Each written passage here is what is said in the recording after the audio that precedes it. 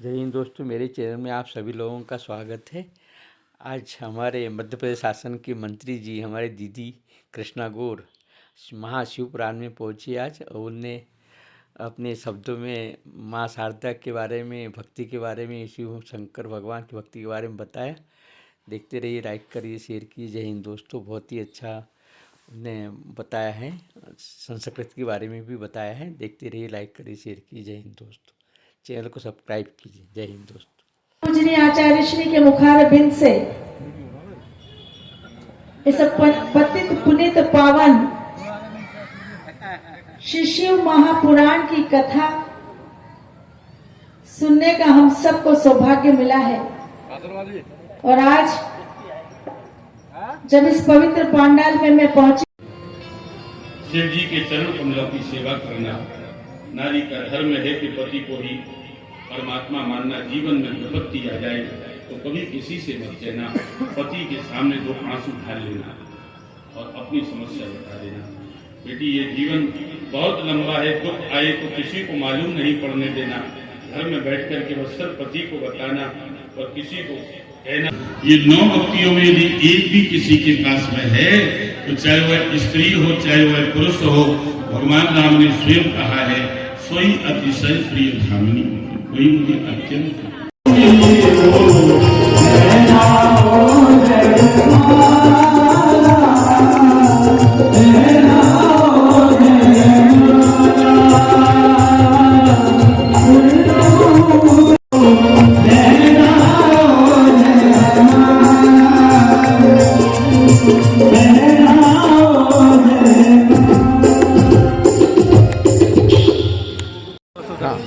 श्रीमती कृष्णा गौर जी, मुख्यमंत्री मध्य प्रदेश शासन।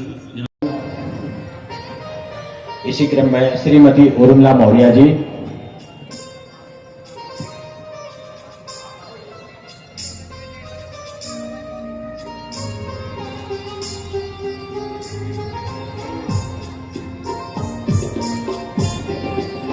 श्रीमती उर्मिला मौर्य जी हमारी स्थानीय पार्षद जी हैं। आपका भी स्वागत बंदन। आप भी मंच पर उपस्थित हों।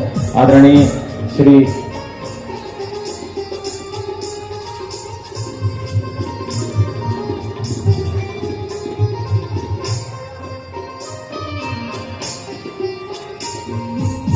श्रीमान लवकुश यादव जी मेरी आवाज सुन रहे तो पधार हैं आप भी। श्रीमान मुकेश वाजपेयी जी विधायक प्रतिनिधि जी हैं, आपका भी स्वागत वंदन। आप भी महाराज जी से आशीर्वाद प्राप्त करें। श्रीमान भीकम सिंह जी बघेल जिला मंत्री जी, स्वागत वंदन अभिनंदन। समस्त पधारे हुए भक्तों का, सम्मानियों का बालाजी परिवार की ओर से हमारे मुख्य यजमान सुनील गुप्ता, प्रशांत गुप्ता, रचना गुप्ता, संस्कृत गुप्ता जी के माध्यम से ये कथा का आयोजन किया गया है। मेरी बहन श्रीमती जी शिरोमणि शर्मा जी पार्षद, आपका भी बहुत बहुत स्वागत। आप भी महाराज जी के समय पधार कर पहुंचकर आशीर्वाद प्राप्त करें। मलखान सिंह जी मीना हमारे मंडल अध्यक्ष, पूर्व मंडल अध्यक्ष श्रीमती रचना राजपूत जी, श्रीमती रचना राजपूत जी आप सभी आग्रह पधार कर, जो कि कृष्णा मंत्री महोदया जी की एक सांस्कृतिक संस्था है, जो कि कृष्णा सांस्कृतिक संस्था है। चेतना मंच के माध्यम से श्रीमती रचना राजपूत जी हैं। और इसी क्रम में छोटू पंडित जी, आपका भी स्वागत है। श्रीमान राम यादव जी भैया आप भी पधारे हैं, आपका भी बहुत बहुत स्वागत है। श्रीमान राकेश राजपूत जी आपका भी स्वागत है। मीना साहब आपका भी। लवकुश भैया जी प्लीज। छोटू पंडित जी पूर्व मंडल अध्यक्ष। और इसी क्रम में मैं आदरणीय दीदी जी से, परम आदरणीय माननीय मंत्री महोदया जी से करबद्ध निवेदन करूंगा कि हमारे इस पावन पंडाल के आप साक्षात दर्शन करते हुए भोलेनाथ के इस पावन पंडाल में अपने मुखारबिंद से हम सभी के लिए 2 शब्द के लिए जरूर उद्बोधन है। आदरणीय दीदी।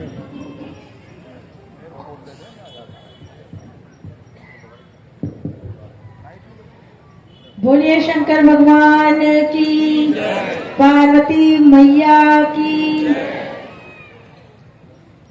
पूजनीय आचार्य श्री के मुखार बिंद से इस पतित पुनित पावन श्री शिव महापुराण की कथा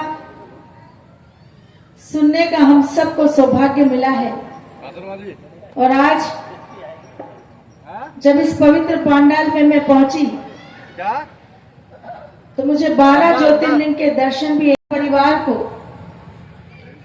जिन्होंने ये सुंदर आयोजन करके परम पूजनीय गुरु जी के मुखारबिंद से निकलने वाली अमृत वाणी के रसपान का सौभाग्य हम सबको दिया है। हृदय के अनंत गहराइयों से कोटि कोटि धन्यवाद और आभार व्यक्त करती हूँ कि कितने दिन से कथा लगातार चल रही है।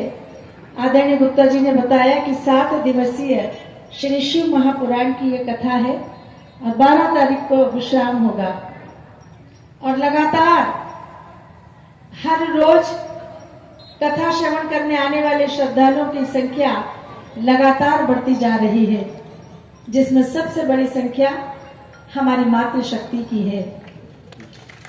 और मैं समस्त मातृशक्तियों को भी बहुत प्रणाम करती हूँ और हमेशा कहती हूँ, आज भी इस मंच से कहना चाहूंगी कि भारतवर्ष का धर्म, संस्कृति, परंपरा, रीति नीति, रीति रिवाज अगर जीवित है तो इस देश की नारियों के कारण जीवित है।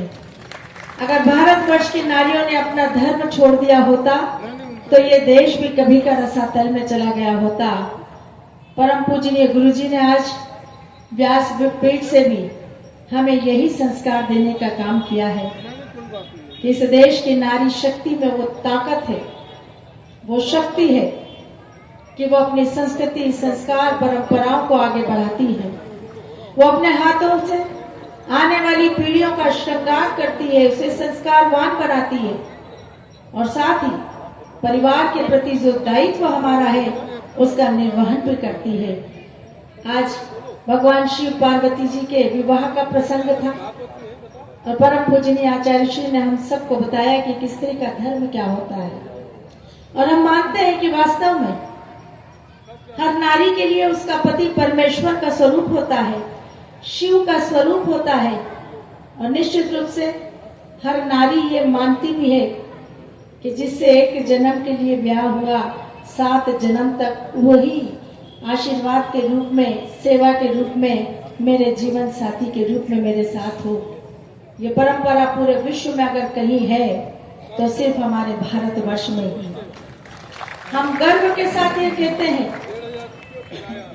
कि पूरे विश्व के सब धर्मों में सबसे महान धर्म यदि कोई है तो वो हमारा सनातन धर्म है। जिस सनातन धर्म की ध्वजा को हाथ में लेकर हम निरंतर आगे बढ़ रहे हैं, आने वाली पीढ़ियों को संस्कार के रूप में सौंपने का काम भी कर रहे हैं। और इसलिए जब इस प्रकार के आयोजन हो तो हमारी उपस्थिति सारी व्यस्तताओं को एक तरफ रखकर अनिवार्य रूप से होनी ही चाहिए, क्योंकि वास्तव में कथा तो एक माध्यम है, हमें तो आने वाली पीढ़ियों में संस्कारों की फसल उगाना है और यही आने वाली पीढ़ी, संस्कारवान पीढ़ी हमारे परिवार, समाज और राष्ट्र की दिशा और भविष्य तय करेगी। इसलिए आज पूरे देश में जो वातावरण सनातन धर्म के सम्मान के प्रति बना है वो स्वर्ण युग आज हम सबको देखने को मिल रहा है और हमारा मन अपार प्रसन्नता से भरा हुआ है, ये कहते हुए कि इस प्रकार के आयोजन जब होते हैं तो निश्चित और निश्चित रूप से हमारे इस पूरे क्षेत्र में सकारात्मक ऊर्जा का प्रवाह बढ़ता है। ये प्रेरणा हम सबको ईश्वर की कृपा से ही प्राप्त होती है। आदरणीय गुप्ता परिवार के माध्यम से जो प्रेरणा उनको मिली, उन्होंने इतना बड़ा आयोजन यहाँ करके दिखाया। ये किसी एक व्यक्ति के वश की बात नहीं हो सकती, ये प्रभु की कृपा के बिना संभव नहीं हो सकता। गुप्ता परिवार पर, बालाजी परिवार पर जो प्रभु की कृपा बरस रही है, आज मैं परमपिता परमेश्वर से, भोलेनाथ से यही प्रार्थना करूंगी कि हमारे गुप्ता परिवार को ऐसे ही शक्ति सामर्थ्य देते रहना, ऐसा ही सुखी और संपन्न बनाते रहना, ताकि आने वाले समय में वो धर्म की ध्वजा को ऐसे ही आगे बढ़ाते रहें। ऐसे धार्मिक आयोजन करके अनेक श्रद्धालुओं को ये पुण्य लाभ लेने का सौभाग्य देते रहें और हम सब मिलकर अपने धार्मिक आयोजनों में भाग लेते हुए अपनी सनातन संस्कृति के प्रति न केवल सम्मान प्रकट करें बल्कि आने वाली पीढ़ियों के अंदर उतारने का भी काम करते रहें। आज इस अवसर पर हृदय से बहुत बधाई देती हूँ आदरणीय सुनील गुप्ता जी को, हमारी स्नेही लाडली भाभी रचना गुप्ता जी को, पूरे परिवार को। और मैं देख रही थी कि बेटे भी हैं, बहू भी है, पूरा परिवार इस आयोजन में तन मन और धन से समर्पण से लगातार सेवा कर रहा है।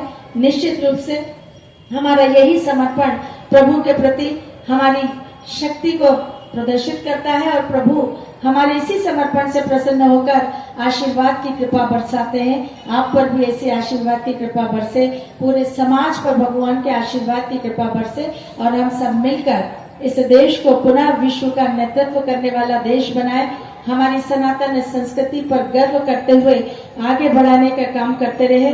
प्रभु से आज यही प्रार्थना करती हूँ। मैं स्वयं भी भगवान शिव की उपासक हूँ। परम पूजनीय आचार्य शिव को बताना चाहूंगी कि कभी भी मैं भगवान शिव जी की पूजा जरूर करती थी, लेकिन कभी ऐसे उपासक उनके कभी नहीं रहे कि बहुत ज्यादा मैं शिव की पूजा करती हूँ। लेकिन एक दिन मैं वैसे माँ शारदा की उपासक रही, लेकिन एक दिन मेरे मिलने वाले एक परिचित आए, उन्होंने बताया मुझे कि हम आदि कैलाश मानसरोवर की यात्रा पर जा रहे हैं और वहाँ बहुत मुश्किल है, आनंद के साथ लेकिन हम यात्रा करेंगे।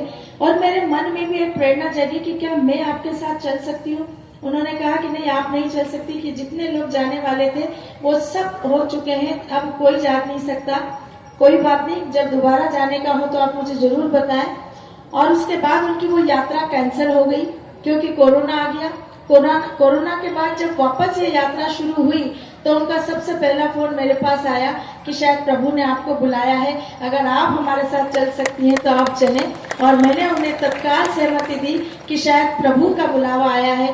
और आदि कैलाश मानसरोवर जाकर जब प्रभु के दर्शन साक्षात विशाल स्वरूप में मैंने किए तो रोम रोम खड़ा हो गया, आंखों से बरबस आंसू बह रहे थे, समझ में नहीं आ रहा था। सारी दुनिया से डिस्कनेक्ट होकर भगवान शिव ने अपने से कनेक्ट कर लिया था।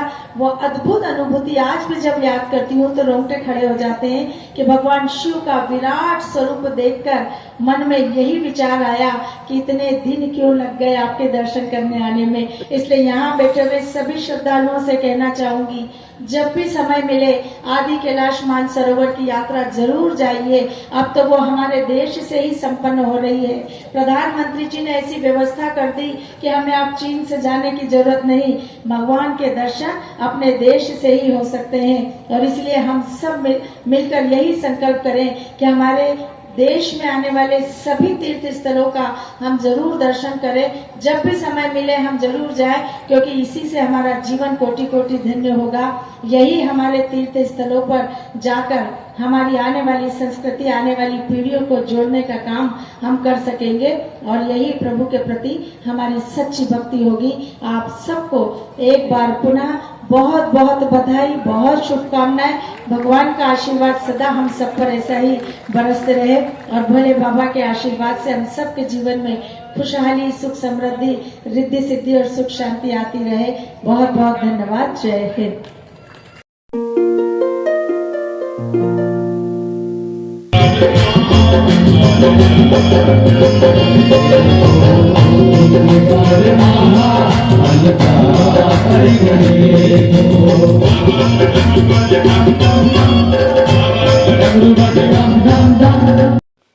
जय हिंद दोस्तों। पूरा वीडियो देख लिया हो तो लाइक करिए, शेयर कीजिए, कमेंट कीजिए, चैनल को सब्सक्राइब कीजिए। जय हिंद दोस्तों।